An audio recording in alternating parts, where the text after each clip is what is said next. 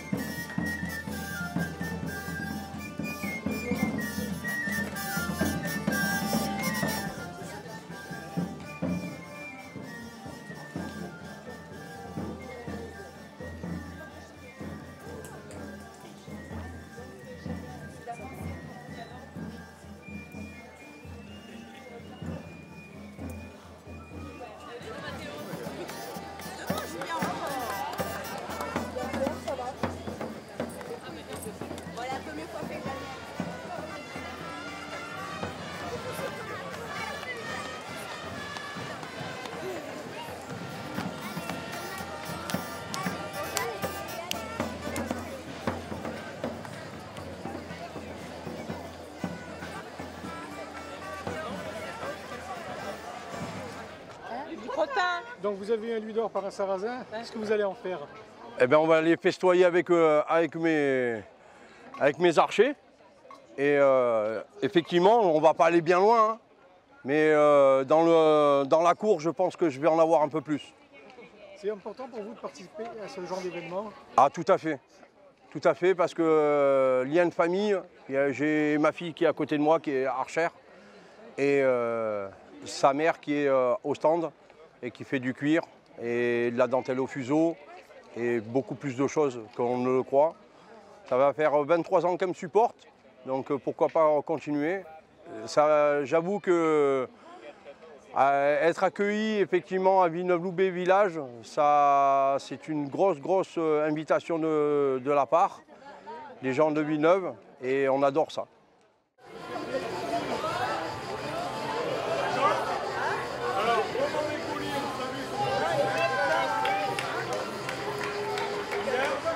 Donc l'association Médiéval Combat, elle pratique les arts martiaux historiques européens. Ce sont en fait la façon dont on pratiquait l'escrime, la lutte et tout un tas d'arts de la guerre au Moyen-Âge, à la Renaissance, mais aussi après, grand siècle et jusqu'à la fin du 19e siècle.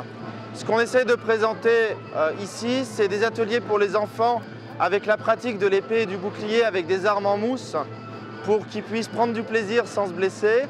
Et pour les adultes, la pratique des armes en fait telles qu'on le pratiquait au Moyen-Âge à la Renaissance avec des armes en acier qui sont flexibles et qui étaient déjà des simulateurs qu'on utilisait au XVIe siècle pour s'entraîner et pratiquer l'escrime d'une manière sportive et non létale.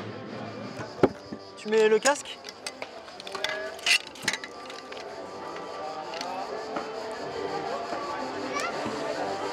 Quand je suis en face d'un chevalier armuré avec un bouclier, en général, mon épée, elle ne va pas servir à grand chose. Logiquement, il ne va pas lever son bouclier plus haut qu'ici parce que sinon il va se cacher la vue. Donc il va rester à peu près ici, il va bloquer éventuellement les coups qui viennent de côté. Et pour la tête, soit il va laisser passer, soit il va laisser juste assez pour regarder son champ de vision. Et même si j'y vais avec une estoc, vous voyez, ça passe pas. Donc pour ça, on va utiliser un fléau.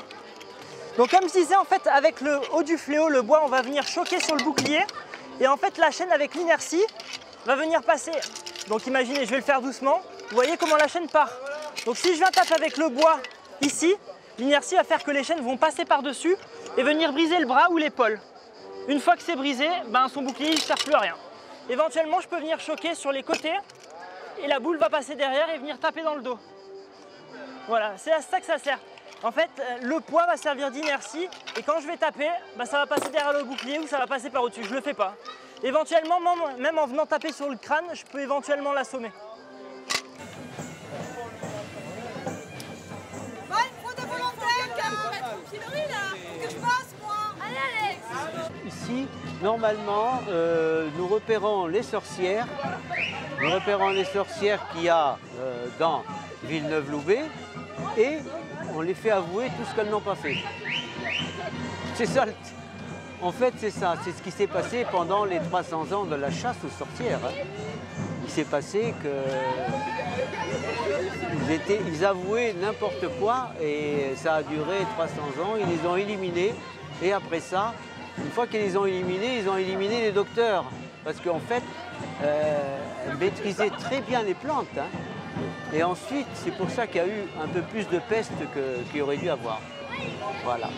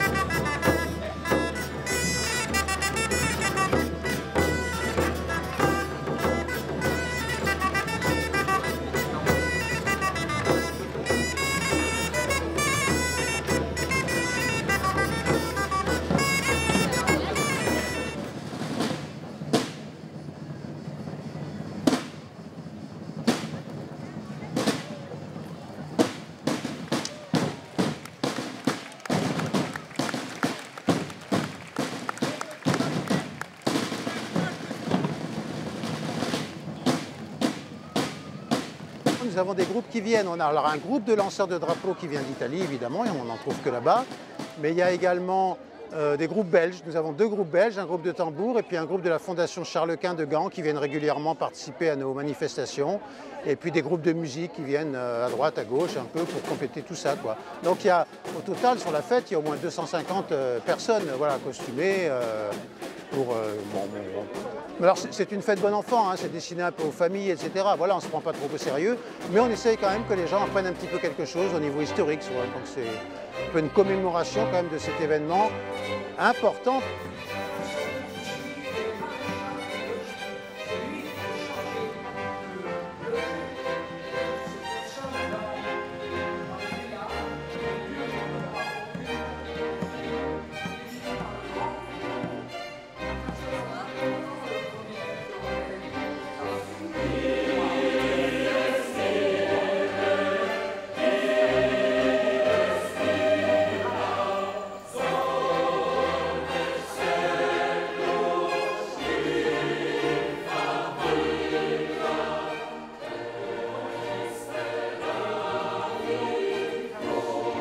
Alors les moments forts, c'est l'arrivée du cortège royal. Attention, c'est pas rien. L'arrivée du cortège royal, donc il y a environ 120 figurants costumés qui vont être présents dans ce cortège, avec le roi de France, et puis des personnes qui étaient importantes à l'époque. Il y a la reine, il y a le dauphin Henri, il y a Catherine de Médicis, Diane de Poitiers, etc. Des personnages importants d'époque qu'on a.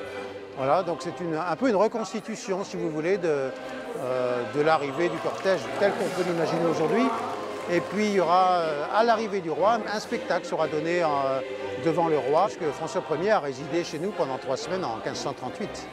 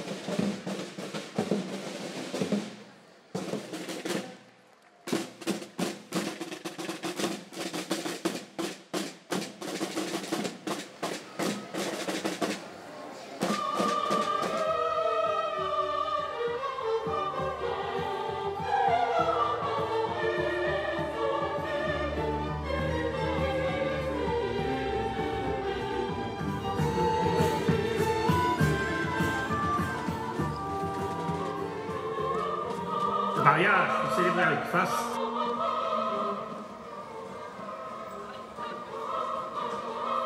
De cet anneau, je vous épouse. De mon corps, je vous honore. De mon bien, je vous donne. Je bénis votre union. En janvier 1501, la joyeuse nouvelle du mariage de la jeune Anne Lascaris et de René de Savoie courut au village. Les hommes s'empressèrent de décorer les maisons, tandis que les femmes cousaient des rubans de couleur sur leurs nids.